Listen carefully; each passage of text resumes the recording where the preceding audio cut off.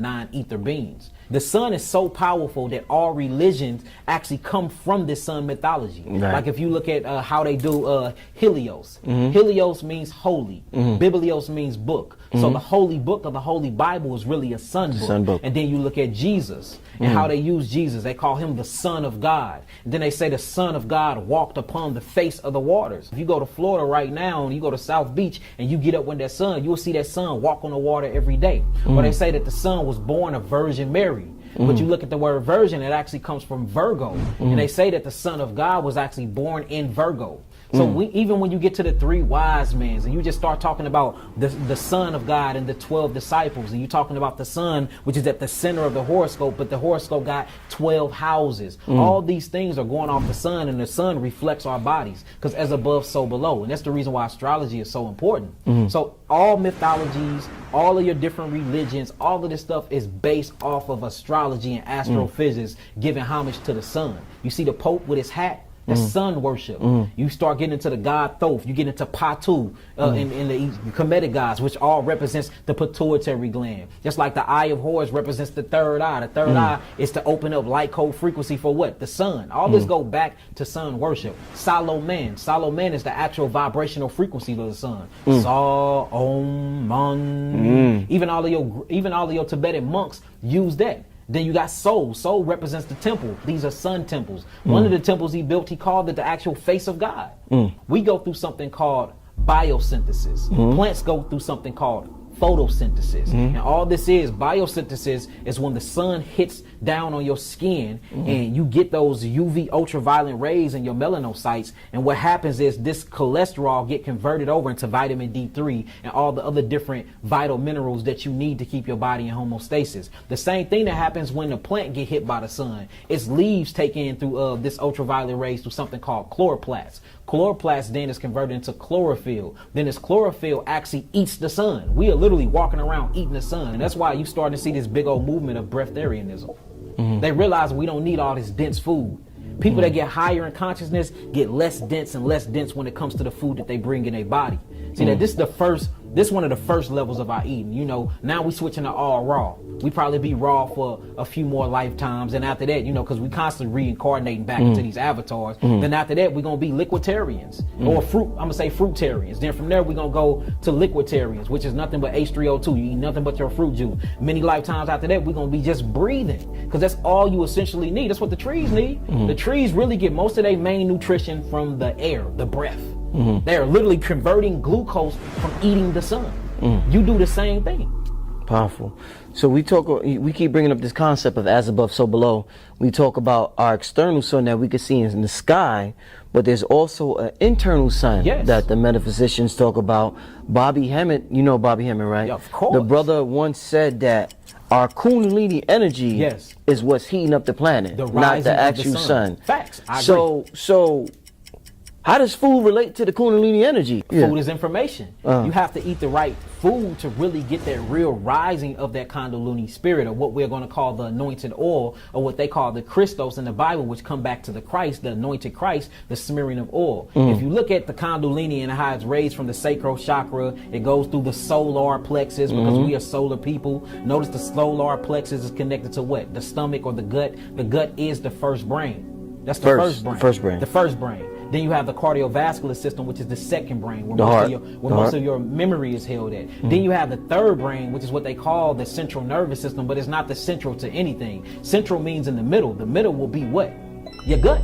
So this is the actual first brain. So when you get that oil that's going through the solar plexus and going, because you have 7 suns in your body, you really have 12, but the 7 ones is what they talk about all the time, and they talk about the 7 glandular highways or the endocrine system. Just like if you read in the Bible, talk about 7 planets, everything is around 7. You look at a menorah stick, you have 7 different candle lights on them. You have 7 days out of a week. You have 7 continents. You have 7 seas. All this is talking about the inside of your body. Right. All religions is talking about astrology, and all astrology is talking about what's inside of you, inside your because body. you are the true God. Indeed. You see that? So, I mean, it goes hand in hand, because what you eat allows space and room for your body to be used as a vehicle or a transmission. If you eating piss poor food all the time and your vibration is at a low vibrational frequency, how can you take on high frequencies? Like, for instance, in order for you to literally eat the sun, your cholesterol have to be converted. It's permeated between 290 and 315 nanometers. That's what can literally convert your cholesterol into vitamin D3. Vitamin D3 is used by the thyroid gland and the parathyroid. This is what makes you happy. These produce your happy hormone. 290 between 315 nanohertz is how you convert your melanin sites over into melanin. Only way you can do that is eating foods that's high in vibrations. And this is how you know we're not ether beings. If you look at 3 plus 5 is what? 8. Plus 1 is what? 9. All right, 315 nanohertz. 2 times 9 is what? 18. All right, 1 plus 8 is what? 9. So this show, even when you get down to us converting sunlight over into melanin, all of it equals up to 9. To 9. All of it do. And this sign, y'all can look this stuff up if y'all think I'm lying.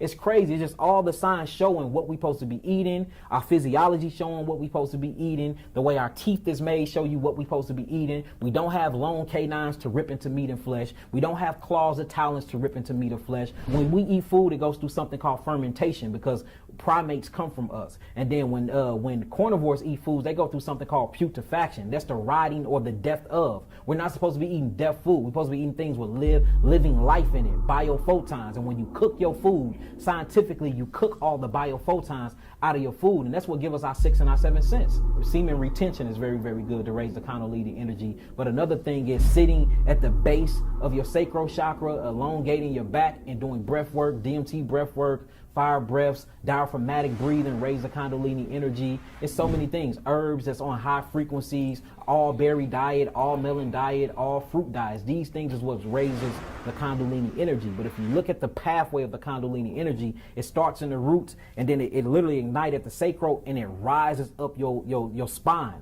Then once it gets to the 33-degree vertebrae, which Christ died at what? The age of 33. All right? And he died at 33. It resurrects inside of your cranium, and then what happens is it connects to something called 12 cranial nerve endings, or what you would call the 12 disciples. Remember when Christ died, the disciples went back to the tombstone and he wasn't there anymore. All this is talking about the inner workings of your body and how to become the Christ and how to sacrifice your animalistic lower nature, man. Wow. But notice it's all centered around what? The sun. The sun is in power, man. The sun is powerful, man. One of the most powerful entities in the universe. And that's why every different universe have what? Suns. And we are called the sons of what? God. Dr. Valentine was talking about how when Jesus turned water into wine, he talked about how we're living in water we can't see. We're in water right now.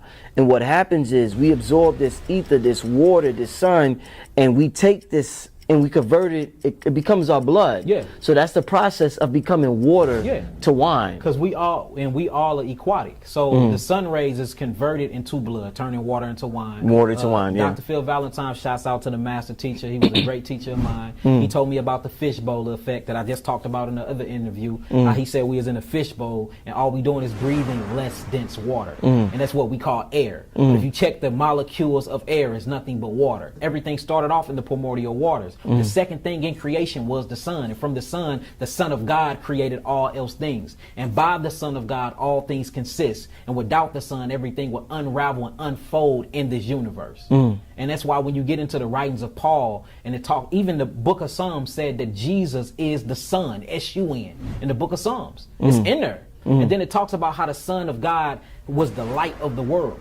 Because the Son is the light of the world. So if there was a physical man named Christ Yahushua HaMashiach, which I truly believe he walked off the research and study, there was something that would have to reflect him in us. The book of Psalms chapter 82:6 says that we are gods, but we're going to die like men, fall like the princes. The book of John chapter 10 verse 30 says, didn't I say that ye are the sons of God? So we're miniature sons here. That's where you get per son from. You're a person. That means a percentage of the sun. Come on, bro. A percentage of the sun.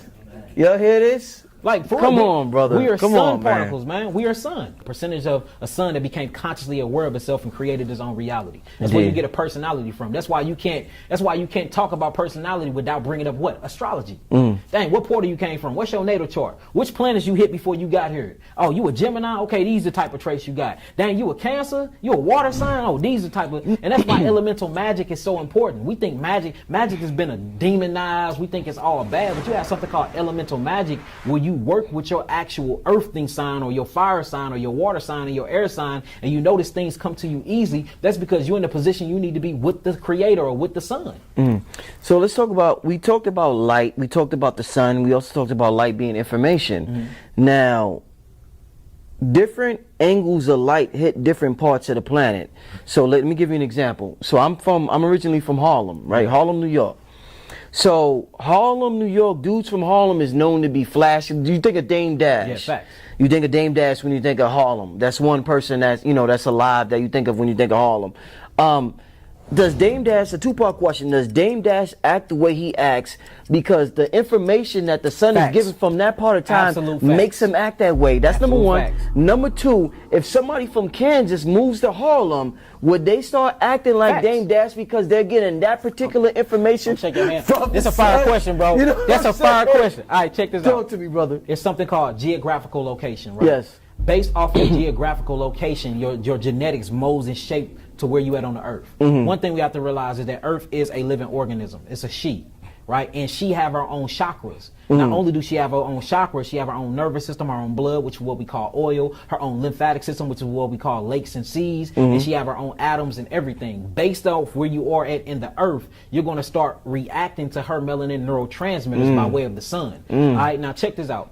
The sun, it beats and it permeates on Africa different than it does the Americas. That's why you have different things that grow out there differently from here. Even nature expresses itself differently. You are a part of nature. You are a plant. The only thing different between you and the plant, what's in your blood is magnesium and iron phosphate. What's in their blood is chloroplasts and chlorophyll. So we see that plants mold and shape and move differently based off of how they're manifested in their geographical location. What makes you think that we wouldn't when we move and change geographical location? We're children of the sun. We have an inner sun within us. How can they feed off of us, sun children, sun gods, but they can't feed off the sun because they'll die from cancer, sun cancer. So they can't feed off of that sun, but they feed off of this sun right here. Because we are a condensed version of the sun. What melanin does is eat the ultraviolet rays from the sun and it condenses it. Wow. So basically what we are a transmission of the sun. That's why we're many suns in the universe, letting our light shine. See, if they get under the sun will kill them because it's too holy. But if we convert and eat the sun and we become sons of God to teach them, they're able to come within inside of our spectrum. So we're neutralizing that ultraviolet rays that cause them cancer. But they need solar plexus to survive. That's what they eat off of and they live off of it. And what they notice is, and it's scientifically proven, you know, when you mix that with different types of adrenaline or adrenochrome, when you mix these things together, it makes our blood more synthetic for them to eat on and to live thousands of years. We're not dealing with a human being here. We're dealing with a species. And that's where you get reptilians, the draconians, and these are ancient bloodlines of colonies that live within Earth that have come up and they shapeshift and they look like these beings, but them are not real humans. In order to be a human being, hue means to have color, to have hue, to be of melanin. Man means thinking faculty, civilized melanin. That's us. So that's not even a human. They're more parasitics, man. And parasitics comes in all shapes, forms, and size, and they need a host to survive, man. And that's all they are. We are an intercession for the sun.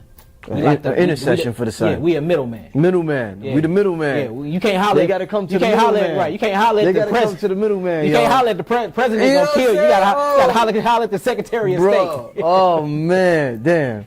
Wow. Yeah. Let's talk about water. One of the things you're known for on the internet that is kind of controversial. Yeah. You say fruit water is better than drinking water. Facts. Scientifically proven. Now, I want to ask from personal experience. When I do a fast, I could drink coconut water a lot, but I don't quench my thirst till I drink some water. Now, why is that? Like that I play some basketball, I could drink coconut, but I need some of that water to quench that thirst, and I'd be like, whoo, I feel refreshed. So if fruit water is better than water, it seems like water, there's nothing that quenches that thirst like regular water. I disagree with you, and I think that you are more dehydrated than what you think. You need to drink more coconut waters until you fill up all the interstitial fluids of your cells with H3O2 and not H2O. What makes water alkaline is when it goes through a rock bed and it picks up the electrolytes and the minerals from the rocks. Okay. So that's what makes water even alkaline. It have to go through a spring and all of that. Even when you're done with that, you still get H2O, which is 1 hydrogen and 2 oxygens. You see that? So it's still slightly, 2 hydrogens, 1 oxygen. So it's still slightly acidic. Another thing, water doesn't have amino acids. Waters have minerals if it's not distilled, if it don't go through its reverse osmosis, and if you get it from a spring bed, that's when you get the minerals from it. But they don't have any amino acids. In fact, when they did a study and they checked water for amino acids, the amino acids and the protein that came with the water came from the fish or the aquatic species from the water, which they said was kind of bad for the water. Now with fruits, it's a totally different story because water doesn't have DNA, and the DNA that water have come from other species. Fruit have its own DNA. Not only do fruits have its own DNA, fruits have its own amino acids. Not only do fruits have its own amino acids, fruits have its own sugar. There's no sugar in water. There's sugar in H3O2 from fruits. So when you eat from fruit, not only is you getting the hill of constituents you need, you're getting things that's going to move the lymphatic system, you're getting the amino acids you need to rebuild your body, you're getting the sugars you need to convert into ATP, adenosine triphosphate, ADP, adenosine diphosphate, AMP, adenosine monophosphate. These things that the mitochondria inside your cells need to yield energy for you to have vitality to live your everyday life. Another thing, fruit grows the closest to the sun. Fruit water is scientifically more alkaline because we're dealing with H3O2 and not H2O into this structured jelly water. And what happens is the body, so when you drink water, your body got to find a way to convert it into H3O2 by taking glucose, mixing it in carbon, and then from there it breaks it down into H3O. When you drink H3O2 straight from the fruit, it only got 1 conversion into H3O. I got a question. I'm gonna play devil's advocate, and I might get him, y'all. I might get him. Let's see. Might get him. So you said fruit water is better than water. Yes. But earlier you said several lifetimes down we may become breatharians. Yes. Being a breatharian is the same as drinking water, because we just talked about, Dr. Valentine said we're living in water. It's just a different version of water. But when you look up the chemical composition, it's not H2O. It's a different chemical So the composition. air is not H2O. So no, it's if I'm just a breatharian and I'm Peace, family. If you're looking for any herbal botanicals to heal mind, body, and soul, make sure you check me out at www.yakiawaken.com, www.yahkiawakened. The link is in the description below. For those that want some 3 bitters, me and Brother Rich came together. Just type in Black Magic 363 in the promo code and you will get 10% off. Peace. Isn't that more equivalent to the water we drink than it is to fruit water? Being a breatharian? I would like to disagree, because you got the plants that's eating the air. You know, you got the plant. It's still a different type different types of chemical conversion in the plant. So the plants breathe in the air and then it converts these things over into glucose and fructose, and then you eat that and then you get your H3O2. The water don't go through all those things. Right. The water is just there, and the only way that, and it don't have amino acids unless it come from the fish. The only way the water get all of its different molecules is from the rock beds, and that's where it gets its minerals and electrolytes from. So it's still a total different chemical composition. So like me breathing, if I do a 700 fire breath right now, and I'm not breathing in H2O, I'm breathing in nitrogen, I'm breathing in all other different types. I am breathing in hydrogen and oxygen, but if we look at it on a chemical composition and pull up the laboratory findings on it, it's not going to say H2O, because H2O is in your water.